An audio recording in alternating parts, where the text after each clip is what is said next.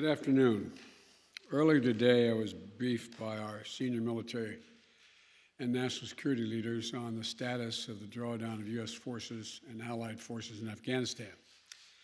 When I announced our drawdown in April, I said we would be out by September, and we're on track to meet that target. Excuse me. Our military mission in Afghanistan will conclude on August 31st. The drawdown is proceeding in a secure and orderly way, prioritizing the safety of our troops as they depart. Our military commanders advised me that once I made the decision to end the war, we needed to move swiftly to conduct the main elements of the drawdown. And in this context, speed is safety. And thanks to the way in which we have managed our withdrawal, no one U.S. forces or any forces have been lost. Conducting our drawdown differently would have certainly come with an increased risk of safety to our personnel. To me, those risks were unacceptable. And there was never any doubt that our military would perform this task efficiently and with the highest level of professionalism. That's what they do. And the same is true of our NATO allies and partners who have supported, we are supporting and supporting us as well as they conclude their retrograde.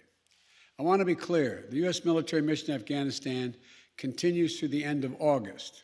We retain personnel and capacities in the country, and we maintain some authority, the same authority under which we've been operating for some time. As I said in April, the United States did what we went to do in Afghanistan, to get the terrorists who attacked us on 9/11 and deliver justice to Osama bin Laden, and to degrade the terrorist threat to keep Afghanistan from becoming a base from which attacks could be continued against the United States. We achieved those objectives. That's why we went. We did not go to Afghanistan to nation build. And it's the right and the responsibility of the Afghan people alone to decide their future and how they want to run their country.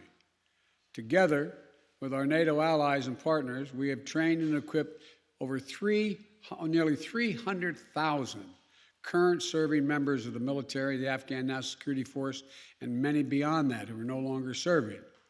Add to that, hundreds of thousands more Afghan national defense and security forces trained over the last 2 decades. We provided our Afghan partners with all the tools, let me emphasize, all the tools, training, equipment of any modern military. We provided advanced weaponry, and we're going to continue to provide funding and equipment, and we'll ensure they have the capacity to maintain their Air Force. But most critically, as I stressed in my meeting just 2 weeks ago with President Ghani and Chairman Abdullah, Afghan leaders have to come together and drive toward a future that the Afghan people want and they deserve. In our meeting, I also assured Ghani that U.S. support for the people of Afghanistan will endure. We will continue to provide civilian and humanitarian assistance, including speaking out for the rights of women and girls. I intend to maintain our diplomatic presence in Afghanistan, and we are coordinating closely with our international partners in order to continue to secure the international airport. And we're going to engage in a determined diplomacy to pursue peace and a peace agreement that will end this senseless violence. I've asked Secretary of State Blinken and our Special Representative for Afghanistan Reconciliation to work vigorously with the parties in Afghanistan, as well as the regional and international stakeholders to support a negotiated solution. To be clear, countries in the region have an essential role to play in supporting a peaceful settlement. We'll work with them, and they should help step up their efforts as well. We're going to continue to work for the release of detained Americans, including Mark Ferrix. I want to pronounce the name correctly. I misspoke, so that he can return to his family safely.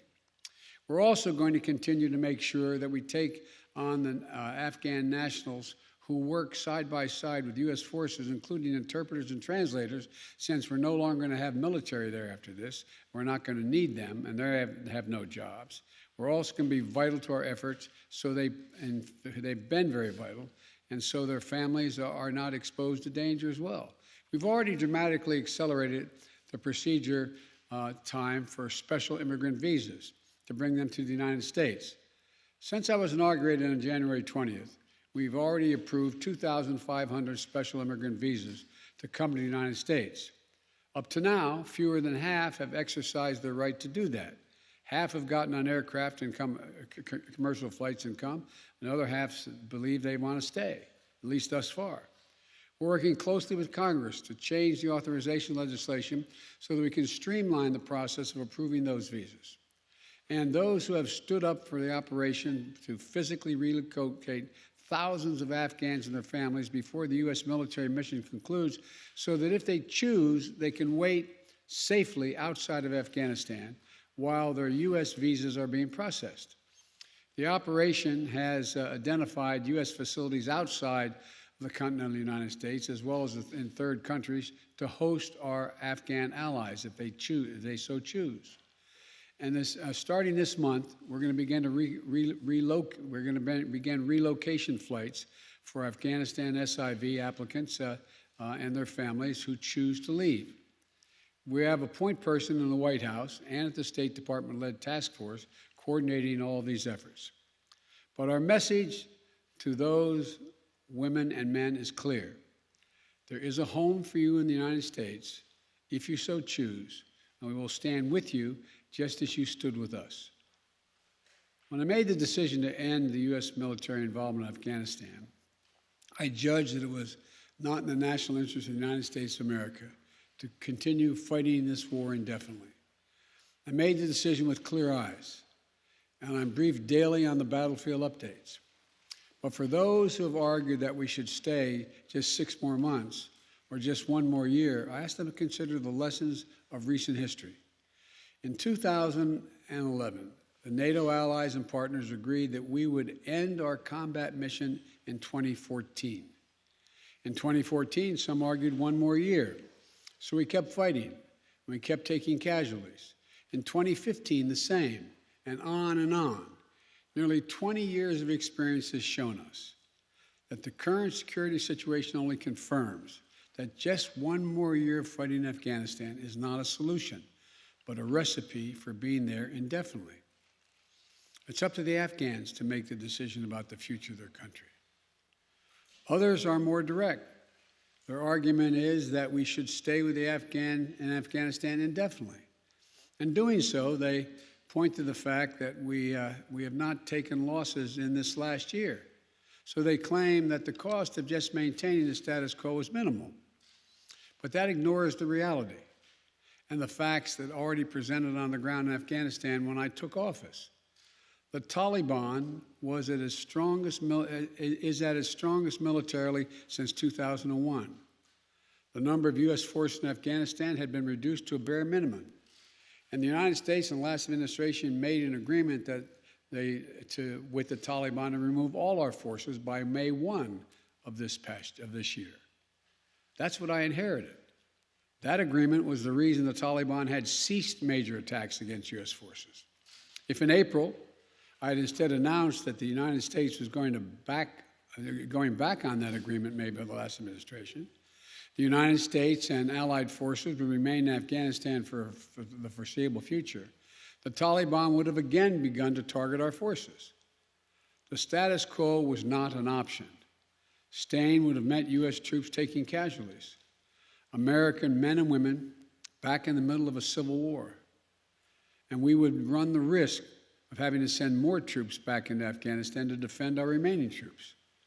Once that agreement with the Taliban had been made, staying with a bare minimum force was no longer possible. So let me ask those who want us to stay, how many thousands more Americans' daughters and sons are you willing to risk? How long would you have them stay? Already we have members of our military whose parents fought in Afghanistan 20 years ago. Would you send their children and their grandchildren as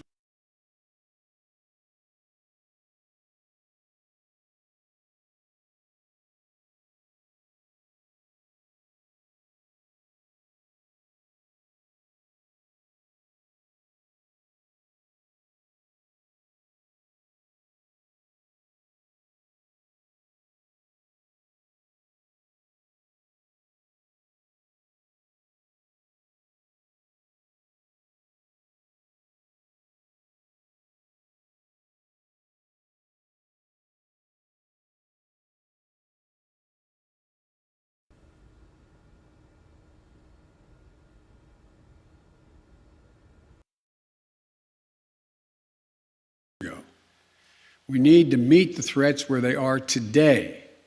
Today, the terrorist threat has metastasized beyond Afghanistan.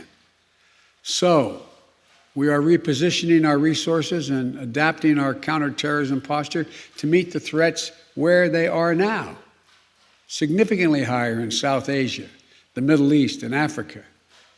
But make no mistake, our military and intelligence leaders are confident they have the capabilities to protect the homeland and our interests from any resurgent terrorist challenge emerging or emanating from Afghanistan.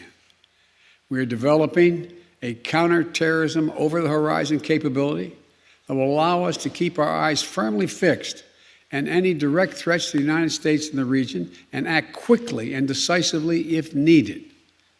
We also need to focus on shoring up America's core strengths to meet the strategic competition with China and other nations that is really going to determine our future. We have to defeat COVID-19 at home and around the world. Make sure we're better prepared for the next pandemic or biological threat. We need to establish international norms for cyberspace and the use of emerging technologies.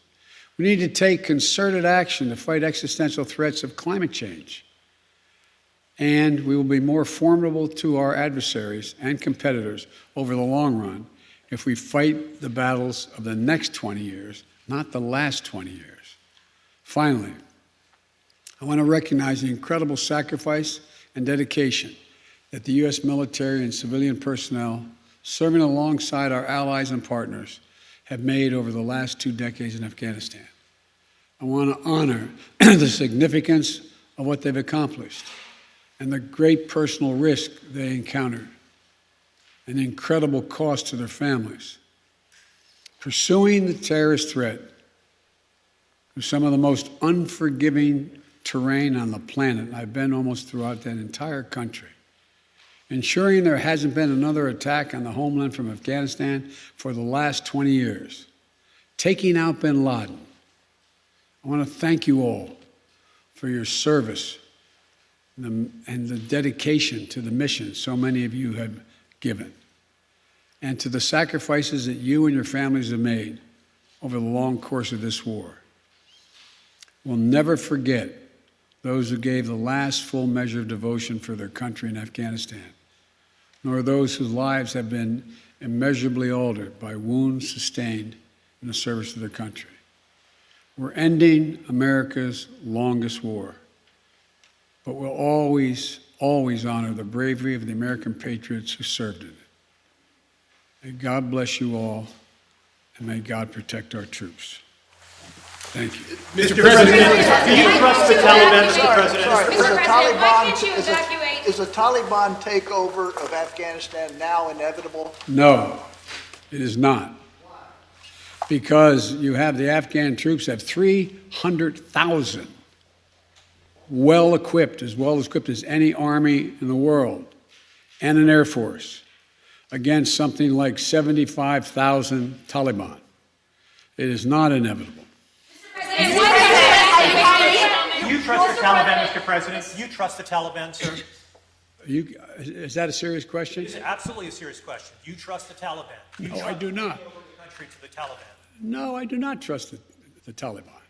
So why are you making the country over? Is the U.S. responsible for the deaths that happened to Afghans after you leave? Mr. President, will you amplify that question, please? Will you amplify your answer, please, why you don't trust the Taliban? It's a silly question. Do I trust the Taliban? No. But I trust the capacity of the Afghan military, who is better trained, better equipped, and more competent in terms of conducting war. Yes, ma'am. Thank you, Mr. President. Given the amount of money that has been spent and the number of lives that have been lost, in your view, with making this decision, were the last 20 years worth it? You know my record. I can tell by the way you asked the question. I opposed permanently having American forces in Afghanistan.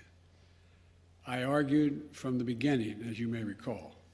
It came to light after the administration was over, lasted our administration.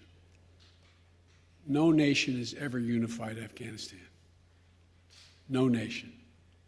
Empires have gone there and not done it. The focus we had, and I strongly supported, and you may remember I physically went to Afghanistan.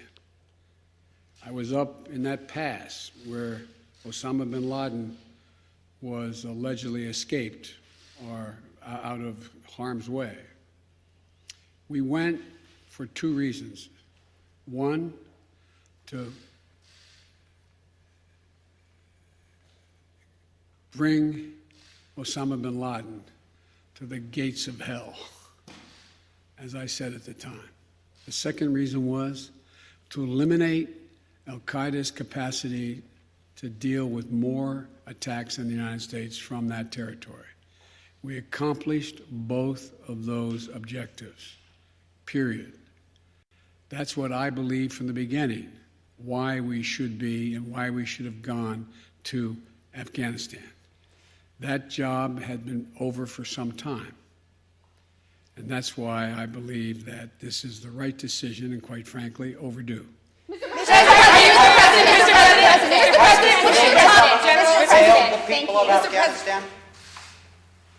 Mr. President, thank you very much. Your own intelligence community has assessed that the Afghan government will likely collapse. That is not true. Can you please clarify what they have told you about whether that will happen or not? That is not true. They did not reach that conclusion. So what is the level of confidence that they have that it will not collapse? The Afghan government and leadership has to come together. They clearly have the capacity to sustain the government in place. The question is, will they generate the kind of cohesion to do it? It's not a question of whether they have the capacity. They have the capacity. They have the forces. They have the equipment. The question is, will they do it? And I want to make clear what I made clear to Ghani, that we are not going to walk away and not sustain their ability to maintain that force. We are. We're going to also work to make sure we help them in terms of everything from food necessities and other things in the region. But there is not a conclusion that, in fact, they cannot defeat the Taliban. I believe the only way there's going to be, this is now Joe Biden, not the intelligence community, the only way there's ultimately going to be peace and security in Afghanistan is that they work out a modus vivendi with the Taliban and they make a judgment as to how they can make peace. And the likelihood there's going to be one unified government in Afghanistan controlling the whole country is highly unlikely. Mr. President, thank you. But we have talked to your own top general in Afghanistan, General Scott Miller. He told ABC News the conditions are so concerning at this point that it could result in a civil war. So if Kabul falls to the Taliban, what will the United States do about it? Look, you've said two things. One, that if it could result in a civil war, that's different than the Taliban succeeding, number one. Number two, the question of what will be done is going to implicate the entire region as well. There's a number of countries that have a grave concern about what's going to happen in Afghanistan relative to their security. The question is, how much of a threat to the United States of America and to our allies is whatever results in terms of a government or an agreement? That's when that judgment will be made. Mr. President, some Vietnamese veterans see echoes of their experience in this withdrawal in Afghanistan. Do you see any parallels between this withdrawal and what happened in Vietnam, with some people feeling... None whatsoever. Zero. What you had entire brigades breaking through the gates of our embassy. 6, if I'm not mistaken. The Taliban is not the North Vietnamese army. They're not remotely comparable in terms of capability. There's going to be no circumstance where you see people being lifted off the roof of an embassy of the United States from Afghanistan. It is not at all comparable. I'll go the other side. Yeah. Hang on a second. Mr. President, how serious was the corruption among the Afghanistan government to this mission failing there? Well, first of all, the mission hasn't failed yet. There is in Afghanistan, and all parties, there's been corruption. The question is, can there be an agreement on unity of purpose? What is the objective? For example, it started off there were going to be negotiations between the Taliban and the Afghan National Security Forces and the Afghan government. That didn't come to fruition. So the question now is, where do they go from here? That the jury is still out, but the likelihood there's going to be the Taliban overrunning everything and owning the whole country is highly unlikely. Yes, ma'am. Mr. President, will the United States be responsible for the loss of Afghan civilian lives that could happen after the military exit? No. It's up to the people of Afghanistan to decide on what government they want, not us to impose the government on them. No country's ever been able to do that. Keep in mind, as a student of history, as I'm sure you are, never has Afghanistan been a united country. Not in all of its history. Not in all of its history. Mr. President, if this isn't a mission accomplished moment, what is it in your No, view? there's no mission accomplished. How would you describe it? The mission was accomplished in that we got Osama bin Laden, and terrorism is not emanating from that part of the world. If speed is safety, Mr. President, if speed is safety, as you just said in your remarks, are you satisfied with the timeline of relocating Afghan nationals? Is it happening quickly enough to your satisfaction if it may not happen until next month at the end? Much of it's already happened. There's already been people, about 1,000 people have gotten on aircraft and come to the United States already on commercial aircraft. So as I said, there's over 2,500 people that, as from January to now, have gotten those visas, and only half decided that they wanted to leave. The point is that I think the whole process has to be speeded up, period, in terms of being able to get these visas.